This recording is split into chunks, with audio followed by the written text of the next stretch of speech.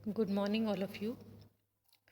BSc part second, paper third, chapter thermodynamics second में आज हम स्टडी करेंगे entropy as a functions of volume and temperature.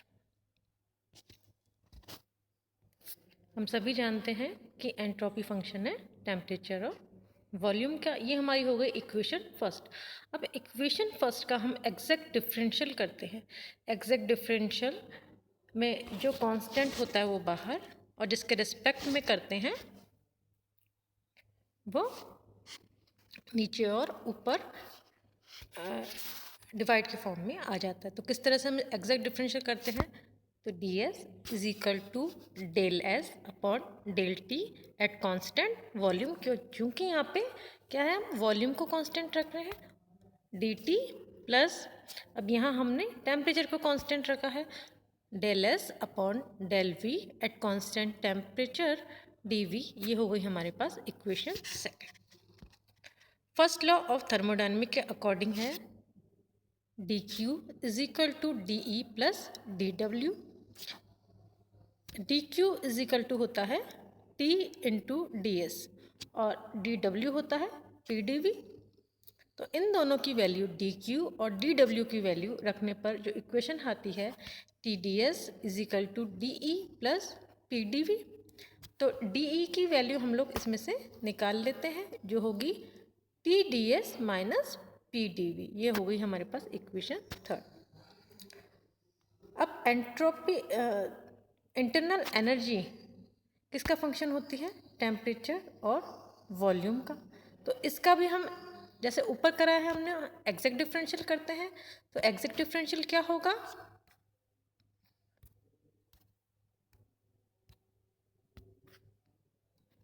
D E is equal to del E upon del T at constant volume into D T plus del E upon del V at constant temperature into D V. ये हमारी हो गई equation fourth. अब equation fourth से equation third में D S की value put करते हैं।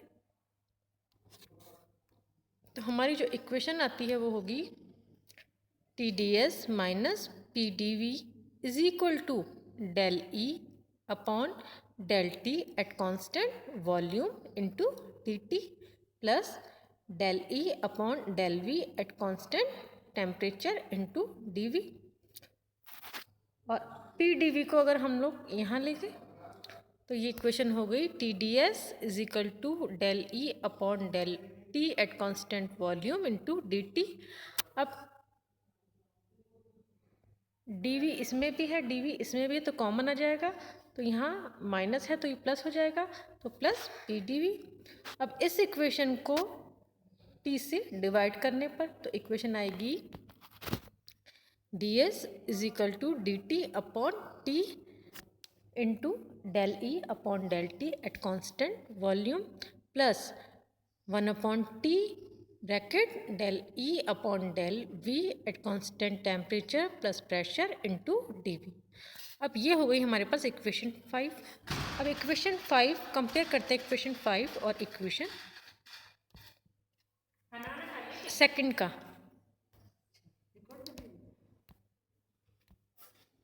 तो जब कंपेयर करते हैं तो del S upon del T at constant volume is equal to 1 T into del E upon del T at constant volume.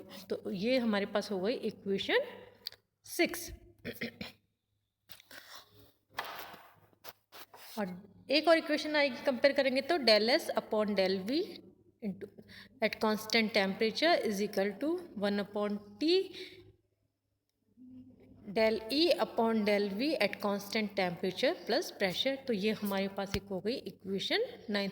अब इक्वेशन 7, इक्वेशन 6 और 7 को हम इस तरह भी लिख सकते हैं, यानी टी यहाँ आ जाएगा तो del E upon del T at constant volume is equal to T into del S upon del T at constant volume. तो ये हो गई हमारे पास इक्वेशन 8। और इसे हम लोग del E upon del V at constant temperature is equal to T, जो यहाँ चला जाएगा, into del S upon del V T plus, यहाँ पॉजिटिव है प्रेशर, यहाँ आ जाएगा नेगेटिव। तो ये इस तरह से इक्वेशन हो गई हमारे पास 9th। अब इक्वेशन 8 को तो हम वॉल्यूम और इक्वेशन 9th को हम टेम्परेचर के रिस्पेक्ट में डिफरेंशियल करते हैं, तो डबल डिफरेंशियल होगा। तो हमारे पास जो वैल्यू आ जाएगी वो इस तरह से आएगी, del square E upon del T into del E V is equal to T del square S upon del T into del V. ये हो गई हमारे पास इक्वेशन 10। और del square E upon del T into del E is equal to T del square S del T into del V plus del S upon del V at constant temperature minus del P upon del T at constant volume. तो ये हो गई हमारे पास equation 11।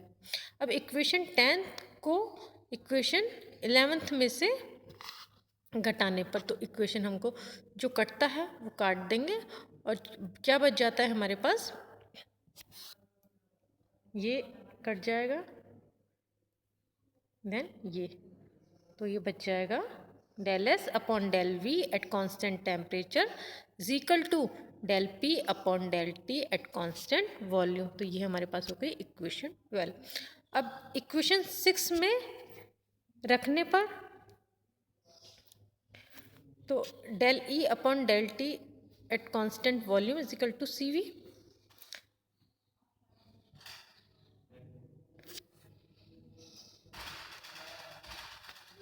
तो ये जो equation हो जाएगी वो हमारे पास हो जाएगी del S upon del T at constant volume is equal to C V upon T.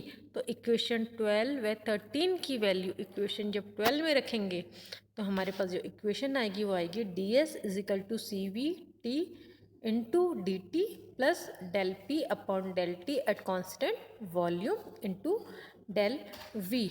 तो ये इक्वेशन 14 है, 14 है, वो शो कर रही है कि एंट्रोपी एज अ फंक्शन, की एंट्रोपी टेम्परेचर और वॉल्यूम पर डिपेंड करती है। ये तो बात हो गई कि entropy as a function volume and temperature. अब हम बात करते हैं कि entropy as a function of temperature and pressure.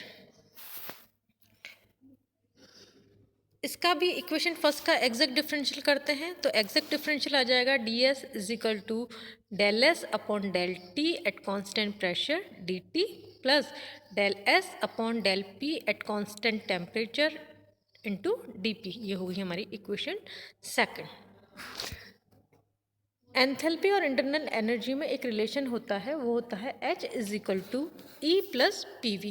तो इसका जब हम डिफरेंशियल करते हैं तो d H is equal to D E plus P D V plus V d P. ये हो गई इक्वेशन थर्ड। डी ई की वैल्यू हमें पता है क्या होता है, d E is equal to T D S minus P D V. अब इसकी डी ई की वैल्यू इक्वेशन थर्ड में रखते हैं, तो डी एच की वैल्यू आ जाती है T D S plus V d P. अब एंथैल्पी फंक्शन होती है किसका, टेम्परेचर और प्रेशर का। तो इसका हम लोग एग्जैक्ट डिफरेंशियल करते हैं, तो एग्जैक्ट डिफरेंशियल करने पर वैल्यू आती है d H is equal to del H upon del T at constant pressure into D T plus del H upon del P at constant temperature into d P. ये हो गई हमारे पास equation fifth. अब equation fifth में से equation fourth से d H की वैल्यू रखने पर, तो डी एच की जब हम वैल्यू पुट रखेंगे तो ये आ जाएगी T D S is equal to del H upon del T at constant pressure into D T plus del H upon del P at constant temperature minus V into d P. अब इस equation को हमें temperature से divide करते हैं, तो आता है d S is equal to d T upon T del H upon del T at constant pressure plus 1 upon T del H upon del P at constant temperature minus V into d. ये हो गई हमारे पास equation 6। अब equation 6 और equation second का हम जब कंपेयर करते हैं तो हमारे पास जो वैल्यू आती है वो आती है d S del S upon del T at constant pressure is equal to 1 upon T del H upon del T at constant pressure. ये हो गई इक्वेशन 7। इसी तरह से del S upon del P at constant temperature is equal to 1/T del H upon del P at constant temperature minus V. ये हो गई हमारे पास इक्वेशन 8। अब इक्वेशन 7 और 8 को हम दूसरी तरह भी लिख सकते हैं। इस तरह से लिखते हैं तो ये हो गई 9th और 10th। अब इक्वेशन 9th को प्रेशर और इक्वेशन 10th को टेम्परेचर के रिस्पेक्ट में डिफरेंशियल करते हैं तो वैल्यू आती है del square H upon del T into del P is equal to T del square S upon del T into del P. ये हो गई हमारे पास equation 11। Del square H upon del T into del P is equal to T del square S upon del T into del P plus del S upon del P at constant temperature plus del V upon del T at constant pressure. ये हो गई हमारे पास equation 12। अब equation 12 में से equation 11 को घटाते हैं तो वैल्यू आती है del S upon del P at constant temperature minus del V upon del T at constant pressure. तो इक्वेशन 7 में del H del T at constant pressure को सी पी रखने पर जो वैल्यू तो आएगी सी पी अपॉन टी। ये हो गई इक्वेशन 14। तो इक्वेशन 13 व 14 की वैल्यू इक्वेशन हम जब सेकंड में रखते हैं तो वैल्यू आती है d S is equal to C P upon T into D T minus del V upon del T at constant pressure d P. ये हो गई हमारे पास इक्वेशन 15 जो ये शो कर रही है कि entropy as a function of temperature and pressure. Thank you.